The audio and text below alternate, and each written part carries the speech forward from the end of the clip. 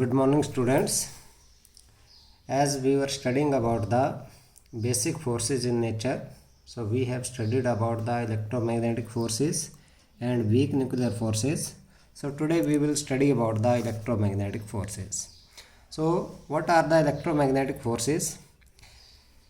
Electro means electric and magnetic, that means magnetic forces. So electromagnetic forces are the forces between the charged particles. When the charges are at rest, then the forces are known as electrostatic forces. Charges at rest means the charges at rest. Charge means electro, at rest means static. So the force that is known as electrostatic force. The force between the unlike charges such as your proton and electrons means opposite charges, that is attractive in nature, and the force between the like charges such as proton or electron, that is repulsive in nature. So we can say that unlike charges these attract each other and the like charges these repel each other. These forces are governed by Coulomb's law. So according to Coulomb's law, the force of attraction or repulsion between two charges at rest is directly proportional to the product of the magnitude of the two charges and inversely proportional to the square of the distance between them. जैसे हम लोगों ने Newton का law किया था, जिसमें हम लोगों ने बोला था that is a force of attraction between the two bodies is directly proportional to the product of their masses and inversely proportional to the square of the distance between them. लेकिन जो ग्रेविटेशनल फोर्स था वो सिर्फ क्या था, attractive था. लेकिन यहाँ पर आपके पास जो इलेक्ट्रोस्टैटिक फोर्स है that may be attractive, that may be repulsive. तो इसलिए क्या बोला यहाँ पर, that the force of attraction और repulsion between the two charges at rest is directly proportional to the product of the magnitude of the charges and inversely proportional to the square of the distance between them. मान लो हमारे पास let 2 point charges Q1 and Q2 are separated by distance r in air. हम लोग air का ही concept लेंगे क्योंकि इस concept को हम लोग 12th क्लास में पढ़ेंगे डिटेल में. 11th क्लास में हम लोगों ने इसका कुछ भी नहीं लेना देना है, तो इसलिए हम लोग सिंपली बेसिक साइज के बारे में यहाँ पर जानने की कोशिश करेंगे. So according to Coulomb's law, F is directly proportional to product of the magnitude of the charges, that is a Q1 into Q2, and inversely proportional to the square of the distance between the two charges, that is inversely proportional to the r square. When we have to remove the sign of the proportionality, then we have to put some constant. So here the constant is 1 upon 4 pi epsilon naught. So this 1 upon 4 pi epsilon naught, that its value is equal to 9 into 10 raised power 9 Newton meter square per coulomb square, and it is a constant where this epsilon naught, ये आपके पास जो epsilon naught है इसकी value कितनी आती है आपके पास 8.85 into 10 raised power minus 12 coulomb square per Newton per meter square, and it is known as a absolute electrical permittivity of a free space. So it means that these electrostatic forces, these also depend on the nature of the medium in which the two charges are placed. So ये तो बात की हम लोगों ने जब charges किस में थे, रेस्ट में थे. When the charges are in motion, then these produce the magnetic field, and the magnetic field that gives rise to a force on a moving charge. जब भी कोई चार्ज मूव करता है किसमें, मैग्नेटिक फील्ड में, then it experience a force. That's why electric and magnetic forces are inseparable. जो electric और magnetic forces हैं ये क्या हो गया आपके पास, इनसेपरेबल. इसको समझते हैं थोड़ा सा. देखो जब आपके पास चार्ज किस में आ गया, मोशन में आ गया, तो उसने क्या प्रोड्यूस कर दिया, मैग्नेटिक फील्ड. अब उस मैग्नेटिक फील्ड में जब कोई चार्ज आपके पास मूव करेगा तो उस चार्ज के ऊपर क्या लगेगा, फोर्स लगेगा. इसका मतलब क्या हुआ आपके पास कि जो इलेक्ट्रिक और मैग्नेटिक फोर्सेस जो आ गए, these are inseparable, hence these are called electromagnetic forces. So इनकी प्रॉपर्टीज़ के बारे में हम लोग डिस्कस करेंगे. So the properties of electromagnetic forces. पहली बात, these forces may be attractive और रिपल्सिव. यही बात की थी हम लोग ने, ये अट्रैक्टिव भी हो सकते हैं और रिपल्सिव भी हो सकते हैं. These forces are 10 raised power 36 times stronger than the gravitational forces. ये जो ग्रेविटेशनल फोर्सेस है कितने टाइम स्ट्रॉन्गर हैं, 10 raised power 36 टाइम्स, इतने ज़्यादा स्ट्रॉन्गर हैं.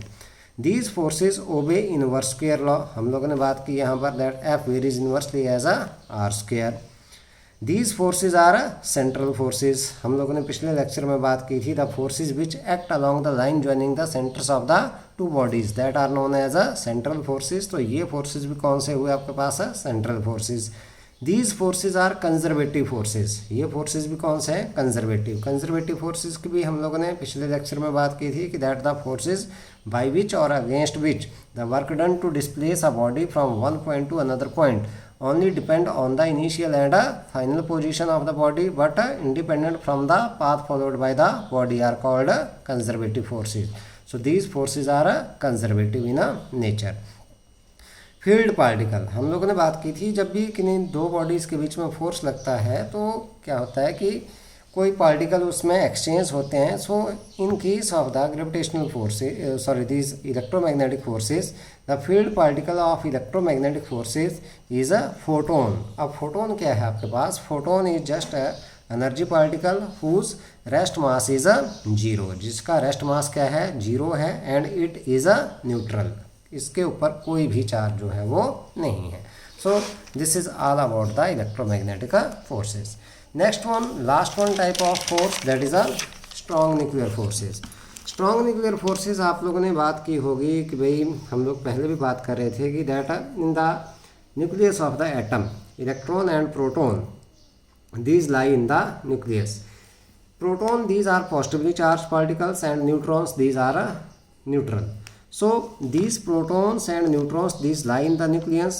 So इनका एक कंबाइंड नाम दे दिया जो कि हमारे पास न्यूक्लियस में लाई करते हैं, उनको बोल दिया हम लोगों ने nucleons.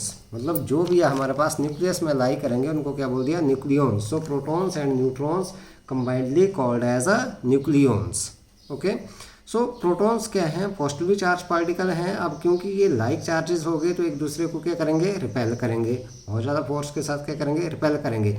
In spite of this repulsion these lie in a very small tiny nucleus that is of size 10⁻⁻15 metre. बहुत कम साइज है, उसके बीच में क्या करते हैं, ये लाई करते हैं. So these lie only due to the strong nuclear forces.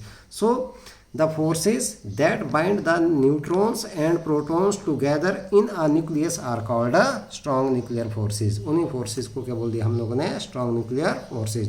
जो forces प्रोटॉन और न्यूट्रॉन को एक साथ न्यूक्लियस में रखते हैं उन्हीं forces को क्या बोल दिया हम लोगों ने, strong nuclear forces. अब इनकी प्रॉपर्टीज़ के बारे में हम लोग जानते हैं. डिटेल में हम लोग इनको पढ़ेंगे 12th क्लास में. पहली बात, strong nuclear forces are strongest forces in nature. सबसे ज़्यादा स्ट्रॉन्गेस्ट फोर्सेज कौन से आ गया अब, strong nuclear forces. These are 10⁻38 times stronger than the gravitational forces. Gravitational forces से कितने ज़्यादा स्ट्रॉन्गर हो गए, 10⁻38 times, and 10⁻2 times stronger than the electrostatic forces. मतलब 100 times stronger than that of electrostatic forces. Nuclear forces are short range forces, बहुत ही कम range है इनकी. So these operate up to a distance of 10⁻⁻14 metre. इतनी बहुत ही कम distance तक की करते हैं, ऑपरेट करते हैं. Nuclear forces do not depend on the charge on the nucleons. Means ये हमारे पास इक्वल स्ट्रेंथ के साथ अप्लाई होते हैं, चाहे ये प्रोटॉन प्रोटॉन के बीच में लगे, चाहे आपके पास प्रोटॉन और न्यूट्रॉन के बीच में लगे, चाहे न्यूट्रॉन और न्यूट्रॉन के बीच में लगे. It means that these are independent from the charge on the nucleon. Nuclear forces do not obey inverse square law. जैसे पीछे हम लोगों ने बात की दोनों फोर्सेज में कि that forces depend these obeys the inverse square law. लेकिन यहाँ पर जो न्यूक्लियर फोर्सेज हैं these do not obey inverse square law. Nuclear forces are basically attractive. Basically कैसे हैं ये, attractive. But when the distance between the nucleons, nucleons means आपके पास चाहे वो प्रोटॉन्स की बात कर लें, चाहे हम लोग न्यूट्रॉन्स की बात कर लें, या दोनों की बात कर लें, प्रोटॉन्स और न्यूट्रॉन्स की बात. When the distance between the nucleons is less than 0.8 Fermi. एक फर्मी आपके पास आता है 10⁻⁻15 मीटर. तो जब डिस्टेंस कितनी है, less than 0.8 fermi, then these becomes repulsive in nature. मतलब जब तक डिस्टेंस 0.8 फर्मी या इससे ज़्यादा है तब तक तो ये क्या है, अट्रैक्टिव है नेचर में. लेकिन जैसे ही डिस्टेंस इससे कम हुई तो ये फिर से क्या हो जाते हैं, these becomes repulsive in nature. Next one, nuclear forces are non central forces. जैसे बाकी फोर्सेज सेंट्रल थे, ये कौन से आ गए, non central forces. These are non conservative forces, ये कौन से फोर्सेस हो गए? Non conservative forces. And the field particle of nuclear forces is a pi meson. Pi meson मैंने आप लोगों को बताया था कि ये आपके पास कौन से आते हैं, जो पार्टिकल्स आते हैं आपके पास ऑफ शॉर्ट लाइफ की बात की थी हम लोगों ने कि भाई सब पार्टिकल्स जो हमारे पास आते हैं उनकी बात की थी हम लोगों ने। मीजॉन्स की बात की थी, इलेक्ट्रॉन्स की बात की थी, न्यूट्रिनो की बात की थी, एंटी न्यूट्रिनो की बात की थी। वैसे ही हमारे पास न्यूक्लियस में और भी तरह के पार्टिकल्स आते हैं। तो यहाँ पर फील्ड पार्टिकल कौन सा हो गया आपके पास? दैट इज़ अ पाई मीजॉन। उनके एक्सचेंज से हमारे पास ये फोर्सेस आते हैं। तो इनके न्यूक्लियर फोर्सेस की एक थ्योरी दी गई है जो कि 12th क्लास में पढ़ेंगे हम लोग। एक जापानीज़ फिजिसिस्ट था जिसने ये थ्योरी दी थी, उसका नाम था युकावा। तो उसको हम लोग बाद में पढ़ेंगे, ठीक है। बात करते हैं अब हम लोग इनकी रिलेटिव स्ट्रेंथ की। Relative strength of 4 forces. ये ग्रेविटेशनल फोर्स है, this is weak nuclear force, this is electromagnetic force and this is strong nuclear force. ये हम लोगों ने मान लिया कि ये सबसे बेसिक फोर्स, सबसे वीक फोर्स आपके पास ग्रेविटेशनल फोर्स। जो वीक न्यूक्लियर फोर्सेज हैं these are 10⁻25 times stronger than that of the gravitational forces.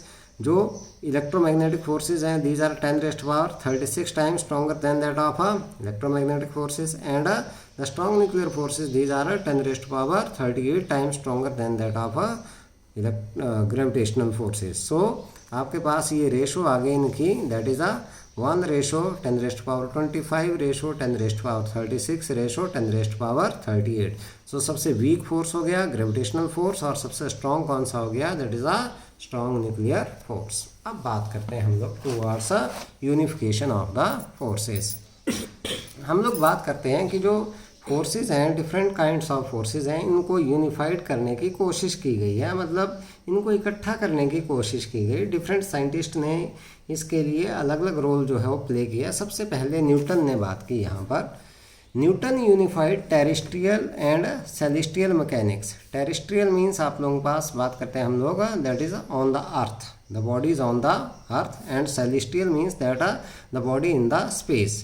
So Newton unified terrestrial and celestial mechanics, showing that same laws of motion and the law of gravitation apply to both. उसने बोल दिया कि भाई terrestrial और celestial bodies के लिए हम लोग सेम लॉज ऑफ मोशन और सेम लॉ ऑफ ग्रेविटेशन जो है वो अप्लाई कर सकते हैं। इसका मतलब आप लोगों के पास क्या हो गया?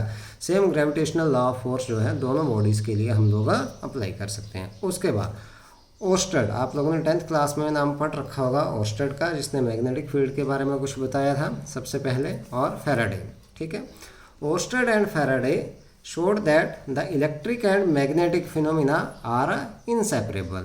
इन दोनों ने बता दिया था कि that electric field is the source of the magnetic field and magnetic field that is the source of electric field. It means that both the phenomena are inseparable. उसके बाद मैक्सवेल ने क्या किया? Maxwell unified electricity, magnetism and optics. Optics हम लोग ने बात की थी, जो कि किसके बारे में? लाइट के नेचर और प्रोपिगेशन के बारे में स्टडी करती है ब्रांच, उसको बोलते हैं हम लोग optics. So he unified electricity, magnetism and optics, showing that light is an electromagnetic wave. अब इलेक्ट्रोमैग्नेटिक वेव का मतलब क्या हो गया? जिसमें आपके पास क्या आ गया? दोनों वेक्टर आ गए, electric as well as magnetic vector. So इसने क्या कर दिया? इलेक्ट्रिक और मैग्नेटिक थ्योरी को कंबाइंड करके शो कर दिया कि ये किस में आ गया आपके पास? लाइट में भी आ गई। तो उसने इन तीनों को क्या कर दिया? कंबाइंड कर दिया। उसके बाद लास्ट में Abdul Salam and the associates, ये पाकिस्तान का एक साइंटिस्ट हुआ है, इसको नोबेल प्राइज़ मिला था इसके लिए। Associates showed that electromagnetic force and weak nuclear force are different aspects of a single force known as a electroweak force. ये जो हैं आपके पास कौन कौन से? Electromagnetic force and weak nuclear force. These are two different aspect of single force which is a electroweak force. तो इस तरीके से इन सभी को क्या किया गया? यूनिफाइड किया गया। Till now the unification is done up to here only. अभी तक फर्दर जो है वो काम आगे चल रहा है। So last topic of the chapter is that is a nature of the physical loss. ये लॉज हम लोग जो हैं वो धीरे धीरे आगे पढ़ेंगे। अभी हम लोग सिंपली इनकी इंट्रोडक्शन ही यहाँ पर बात करेंगे, ज़्यादा डिटेल में नहीं जाएंगे हम लोग, क्योंकि सारे के सारे लॉज हम लोगों ने आगे चैप्टर्स में पढ़ने हैं। So there are 4 basic conservation laws पहला आप लोगों के पास law of conservation of energy, जिसको आप लोग 6th-7th क्लास से पढ़ते आ रहे हो। Second one is the law of conservation of a linear momentum which you have studied in 9th class. Law of conservation of angular momentum which is new for you. Angular momentum का concept ही नया है आप लोगों के लिए, तो ये हम लोग 11th क्लास में पढ़ेंगे, लेकिन बाद में पढ़ेंगे इसको डिटेल में। Last one is the law of conservation of charge. This you have studied in 10th class I think in the electricity, और या हम लोग इसको फिर से 12th क्लास में फिर से इसको हम लोग पढ़ेंगे। So conservation of energy and conservation of linear momentum, conservation of angular momentum, ये तीनों हम लोग 11th क्लास में ही पढ़ेंगे, लेकिन पढ़ेंगे हम लोग आगे वाले चैप्टर्स में। यहाँ पर जस्ट इसकी कह देंगे हम लोग इंट्रोडक्शन, और कंजर्वेशन ऑफ चार्ज हम लोग ये पढ़ेंगे किसमें, 12th क्लास में। तो बात करते हैं हम लोग सबसे पहले law of conservation of charge. सबसे पहले हम लोग यहाँ पर बात करेंगे एक सिस्टम की, that is known as a isolated system. कि आइसोलेटेड सिस्टम एक्चुअल में होता क्या है आप लोगों के पास। Any system on which no external effect act is known as isolated system. ऐसा सिस्टम आइसोलेटेड होता है, सेपरेट। कोई भी सिस्टम जिसके ऊपर कोई भी एक्सटर्नल इफेक्ट जो है वो एक्ट ना करे उसको बोलते हैं आइसोलेटेड सिस्टम। मतलब जिसके ऊपर कोई भी बाहरी फोर्स ना लगे, हम लोग फोर्स की बात करते हैं या टॉर्क की बात करते हैं, कोई भी बाहर से कोई एक्स्ट्रा फोर्स ना लगे, उस सिस्टम को बोल दिया हम लोगों ने कौन सा, isolated system. So according to the law of conservation of this one, that is पहला था हमारे पास law of conservation of energy. Energy की बात करेंगे हम लोग, ये थोड़ा सा यहाँ पर गलत लिख दिया, this is law of conservation of energy. For isolated system the energy can neither be created nor be destroyed, but it can be transformed from one form to another form. Means it can be converted from one form to another form. ऐसा ही हम लोगों ने पढ़ा है। इसका मतलब क्या हुआ कि that the total energy of a isolated system that remains a constant. आप लोगों ने इसको 9th क्लास में भी प्रूव किया है। जैसे for the freely falling body हम लोग क्या करते हैं, when a body falls freely then at the maximum height it have only the potential energy. As it fall downward direction, its potential energy that keep on changing into kinetic energy, but the sum of the potential energy and kinetic energy that remains a constant at each and every point of its motion or its path. When it strikes the ground, its mechanical energy, that is a potential energy, and a kinetic energy that changes into what, that is a heat energy and a sound energy which dissipated into the atmosphere, जो कि atmosphere में क्या हो जाती है, dissipate हो जाती है। तो इसीलिए हम लोग ये मान करके चलते हैं कि जो पूरा अब वो जो साउंड एनर्जी और हीट एनर्जी है वो कहाँ पर गई फिर।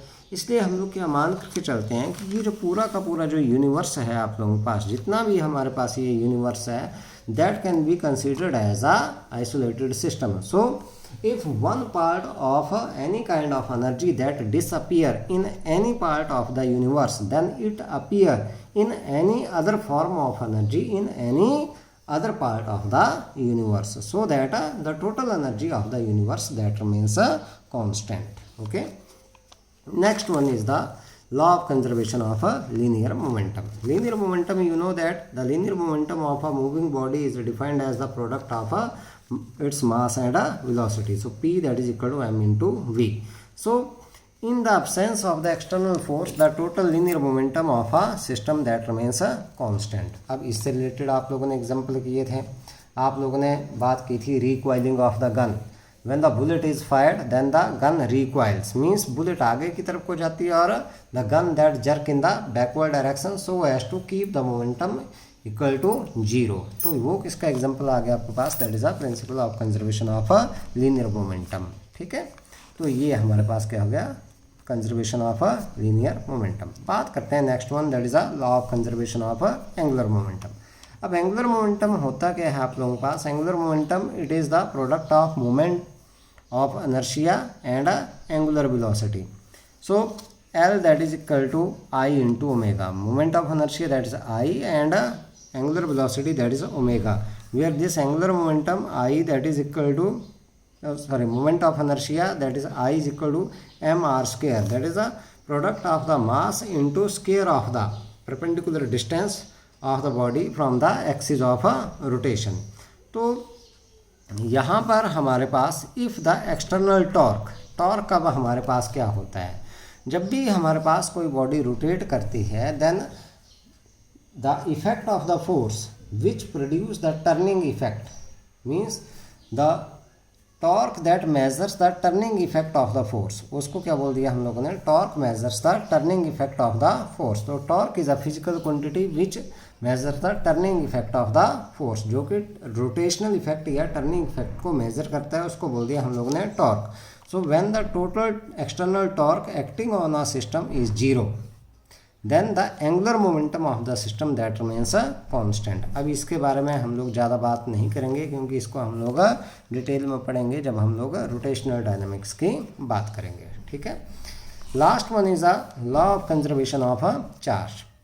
अब चार्ज की बात करें तो हमने 10th क्लास में बात की थी कि that when a glass rod is rubbed with the silk cloth, then what happens that the glass rod that acquire the positive charge and the silk cloth that acquire equal negative charge. It means that if we add up the charges of both, then the total charge that comes out to be equal to 0. It means हमारे पास ना तो charge यहाँ पर create हुआ, ना ही charge क्या हुआ यहाँ पर डिस्ट्रॉय हुआ, but the charge that is transferred from one body to another body. So यही हमारे पास यहाँ पर लॉ बोलता है that the charges are neither created nor destroyed but are simply transferred from one body to another body. So this is a last law of conservation of a charge. Okay, so with this your first chapter that is over from NCERT book. If you all have NCERT book, अगर आप लोगों के पास NCERT book है अभी है तो आप लोगों के पास क्या है, डिफरेंट टेबल्स दिए गए हैं जिसमें साइंटिस्ट के नाम दिए गए हैं, उनकी डिस्कवरी दी गई है, उनको आप लोगों ने पढ़ना है अच्छे तरीके से, थोड़ा सा क्या करना है, इसको स्टडी करना है। Okay, thank you and have a nice day.